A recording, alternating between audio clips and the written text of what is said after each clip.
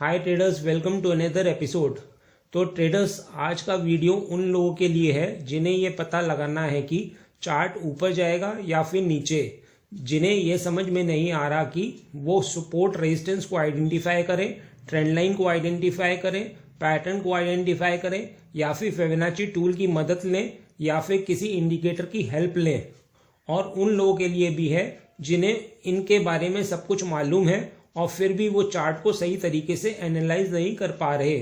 तो आज इस वीडियो में हम आपके साथ ऐसे दो मेजर पॉइंट शेयर करने जा रहे हैं जिसकी मदद से आपके सारे सपोर्ट, रेजिस्टेंस, ट्रेंड लाइन आदि सब काम करने लग जाएंगे। तो हमेशा की तरह अपना सहयोग देने के लिए लाइक बटन को हिट करिए, जिससे कि हम आपके लिए और भी वीडियो लाते रहें।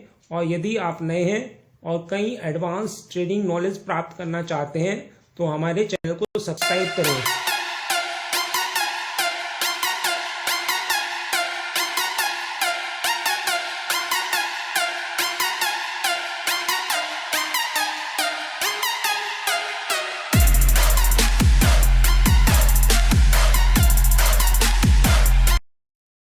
आगे बढ़ने से पहले मैं आपसे पूछूंगा एक क्वेश्चन जिसका आंसर आप सब लोग करोगे कमेंट सेक्शन में। क्वेश्चन ये है, प्राइस एक्शन में ट्रेंड आइडेंटिफाई करने के लिए कौन से प्रीवियस स्विंग देखने चाहिए? तो ये हैं आपके options. A, 4 previous swing high, B, 4 previous swing low, या फिर सी, 2 प्रीवियस स्विंग हाई और 2 previous swing low. Comment section में करिए उत्तर। जो लोग सही आंसर करेंगे कोशिश करूंगा कि उनके कमेंट को हार्ट दे दूं ताकि बाकी लोग समझ पाएं कि सही उत्तर क्या है। तो ट्रेडर्स, सारा गेम चार्ट पर टिका हुआ है। चार्ट देखकर ही हम ट्रेड प्लान और डिसाइड करते हैं कि कब बाई करना है, कब सेल करना है, कहाँ स्टॉप लॉस रखना है और कहाँ टारगेट बुक करना है। चार्ट पर यह जो प्राइस है इसका ओवरऑल मूवमेंट क्या रहेगा जानने के लिए ही हम चार्ट पर support, resistance, trend line, chart pattern, Fibonacci retracement, indicator आदि यह सभी चीजें अप्लाई करते हैं। परंतु आज मैं आपको वो 2 कंडीशन बताने जा रहा हूं जो यह डिसाइड करती हैं कि चार्ट पर प्राइस ऊपर की साइड मूव करेगा या फिर नीचे की साइड मूव करेगा। तो पहली कंडीशन आपके लिए यह है कि आपको करंट टाइम पर यह जानना है कि बायर्स और सेलर्स का क्या मूड बन रहा है, कौन है जो डरा हुआ है और कौन है जो पावरफुल है। आपको बायर्स और सेलर्स का मूड डिसाइड करना है। तो इस मूड को फाइंड आउट करने के लिए आपको अपने आप को करंट सिचुएशन में रखकर सोचना है। जैसे यदि मैं यहाँ पर बाई करके बैठा होता तो क्या करता, यदि मुझे बाइंग करना है तो मैं क्या कर रहा होता, और इसी तरह मुझे सेल करना है तो मैं यहाँ पर क्या कर रहा होता। और यदि ऑलरेडी मैं सेल करके बैठा हूँ यानी शॉर्ट में हूं तो मैं क्या कर रहा होता। भले ही इसके अकॉर्डिंग आपको ट्रेड नहीं लेनी है, लेकिन इन चारों का जवाब आपके पास होना चाहिए। आप सोच रहे होंगे कि इससे क्या फायदा। तो ट्रेडर्स, इससे आपको एक साइकोलॉजी पता चलती है कि इन चारों में से कौन सा डोमिनेट कर रहा है और या इन चारों में से कौन सा डरा हुआ है। और फिर उसके बाद आपको समझ में आ जाएगा कि यहाँ पर बायर डोमिनेट कर रहा है तो ऑटोमेटिकली अपने आप आपके सपोर्ट भी काम करने लग जाएंगे और आपकी ट्रेंड लाइन भी बाइंग साइड वाली काम करने लग जाएगी। तो ट्रेडर्स, पहली कंडीशन आप समझ गए होंगे।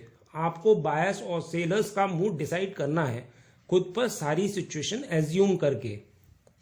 अब दूसरी कंडीशन है कि चार्ट उस साइड में मूव करता है जहां उसे स्टॉप लॉसेस मिलते हैं और इसी को लोग एसएल हंटिंग कहते हैं। आइए एग्जाम्पल से इन दोनों कंडीशन को समझते हैं। यह 5 मिनट टाइम फ्रेम पर बैंक निफ्टी का चार्ट है। यहाँ पर सपोज करते हैं कि यह वाला दिन अभी तक बना हुआ नहीं है, इसको हम हाइड कर देते हैं। जिस भी दिन का चार्ट आपको प्रिडिक्ट करना है, जैसे अगले दिन का, तो एक दिन पहले की कंडीशन आपको देखनी होती है। तो इस दिन प्राइस ओपन होने के बाद कुछ दूर ऊपर जाता है और वहां से नीचे गिरा दिया जाता है। तो यहाँ सेलर्स बैठे होंगे और इनका स्टॉप लॉस यहीं इसके ऊपर कहीं पड़ा होगा, लेकिन प्राइस प्रीवियस डे हाई से नीचे नहीं जा पाया, यानी यहाँ प्राइस को सपोर्ट मिला। यहाँ बायर्स बैठे होंगे, इनका स्टॉप लॉस यहीं इसके नीचे कहीं पड़ा होगा और दिन की क्लोजिंग होते होते प्राइस जहां ओपन हुआ है वहीं उसी के पास क्लोज हुआ है। तो यहाँ इस चार्ट को देखने से मालूम हो रहा है कि चार्ट रेंज में है। ऊपर सेलर्स का एसएल है और नीचे बायर्स का एसएल। अब वापस से हम आगे वाले चार्ट पर आते हैं जिस पर हमें ट्रेड लेनी है। तो करंट डे प्राइस की ओपनिंग बहुत महत्व रखती है।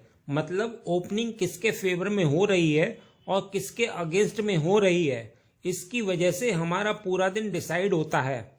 यहाँ सेलर्स ऊपर बैठे हैं और ओपनिंग बायर्स के नज़दीक हो रही है और first 5 minute candle previous day लो के नीचे क्लोज हुई है। तो निश्चित ही बायर्स फियर्स में होंगे और अपनी पोजीशन क्लोज कर चुके होंगे। मतलब अब नीचे एसएल नहीं बचे होंगे।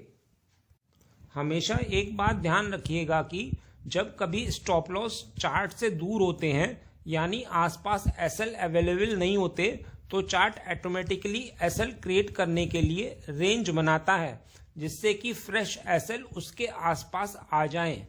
तो यहाँ प्राइस ने एक बिग कैंडल के साथ रेंज को नीचे की ओर ब्रेक कर दिया है। मतलब सेलर्स डोमिनेट कर चुके हैं। अब सेलर्स के एसएल रेंज से थोड़ा सा ऊपर आ चुके हैं, लेकिन प्राइस को और नीचे जाने के लिए बायर्स के एसएल चाहिए।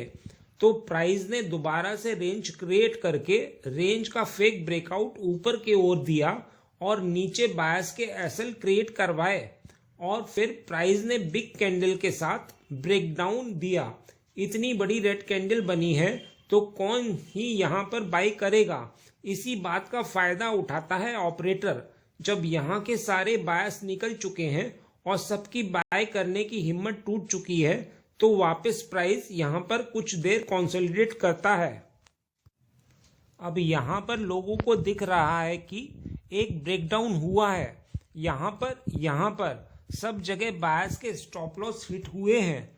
अब लोगों को लगने लगा कि प्राइस तो ऊपर जा नहीं पा रहा और ऐसा करते हैं कि पुट साइड की ही पोजीशन बनाकर बैठ जाते हैं, क्योंकि यहाँ से चार्ट कंटिन्यू गिरता हुआ तो आ ही रहा है, प्रीवियस किसी हाई को क्रॉस नहीं कर पा रहा है।